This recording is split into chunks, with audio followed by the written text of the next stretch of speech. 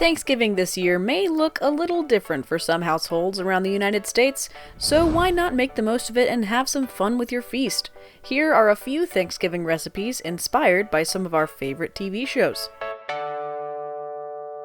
The bird is a staple of every Thanksgiving table and should be treated with the utmost care. That's why we looked to Bob Belcher for his Father of the Brine recipe from Season 4, Episode 5 of Bob's Burgers, Turkey in a Can. I'm doing a 3-day salt rub. I call it Father of the Brine. Huh?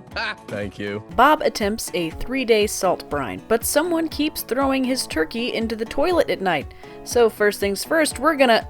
Just kidding. But we will wet brine our bird based on Bob's own Father of the Brine recipe available online. We are just going to fill a large bowl with enough water to submerge our bird. Add 2 cups of salt, 1 cup of sugar, a tablespoon of black pepper, a tablespoon of allspice, and stir until the salt and sugar has dissolved. Add rosemary and thyme sprigs, bay leaves, chili de arbol, 3 smashed garlic cloves, stir, then submerge your bird in the brine. Cover it and let it sit in the fridge for 8 to 10 hours. On Thanksgiving morning, grab your turkey or chicken out of the fridge and set it out for an hour until it reaches room temp. Then look up cooking instructions specific to the weight of your bird. For ours, we set our oven to 350 degrees Fahrenheit and roasted our chicken for about 45 minutes. Voila! Bob Belcher's Father of the Brine.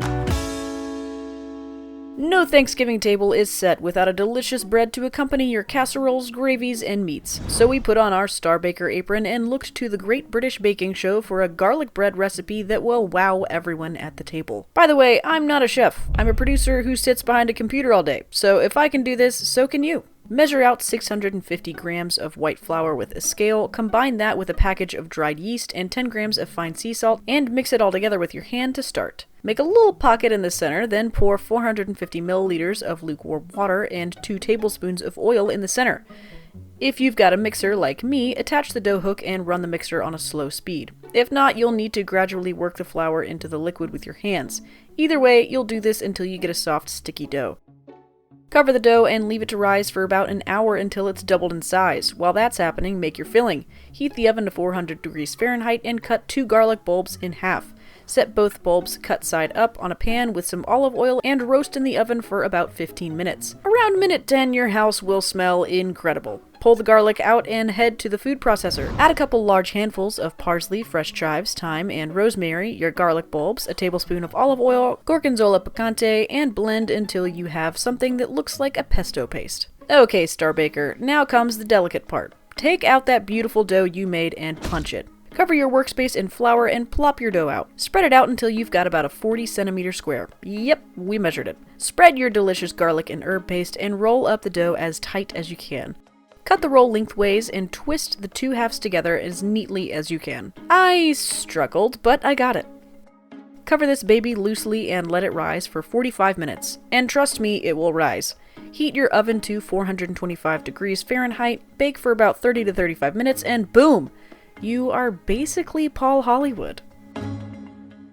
Time to take off that Star Baker apron because we are about to make something truly atrocious.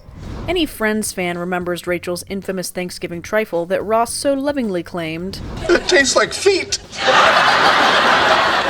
But to be honest, Ross was never the best boyfriend or had great taste, so we're going to try this one ourselves. First there's a layer of ladyfingers, then a layer of jam, then custard, which I made from scratch. Raspberries, more ladyfingers, then beef sauteed with peas and onions, and then bananas, and then I just put some whipped cream on top. Let's start with the custard from scratch. First, we'll combine 4 large egg yolks, a half a cup of sugar, and 3 tablespoons of cornstarch in a bowl and whisk to prepare the egg mixture for our custard. Then we'll heat 2 cups of whole milk until it's steaming, whisk in our egg mixture until it thickens, and voila! Custard. Next is our whipped cream, which is just 2 cups of heavy cream whisked until we achieve ultimate whipped creaminess, which I definitely did by hand. Now comes the beef. We here at Radio.com are TV purists, so we'll actually use half a pound of ground beef and veggies. But for those who are less committed to authenticity, there are recipes for fake beef online. It's time for assembly. Line the bottom edge of a trifle dish with a single row of ladyfingers. Spoon the raspberry jam over said ladyfingers. Pour half of your custard over the jam layer. Add fresh raspberries. Arrange some ladyfingers over that. Spoon in your beef, or fake beef, whatever you choose. Add the rest of your custard, and finally, top off your dish with some fresh fruit and whipped cream. Our honest review of the taste? What's not to like? Custard, good. Jam, good. Meat, good. There you have it, a taste of your favorite TV shows. May your Thanksgiving feast be way more delicious than Rachel's trifle.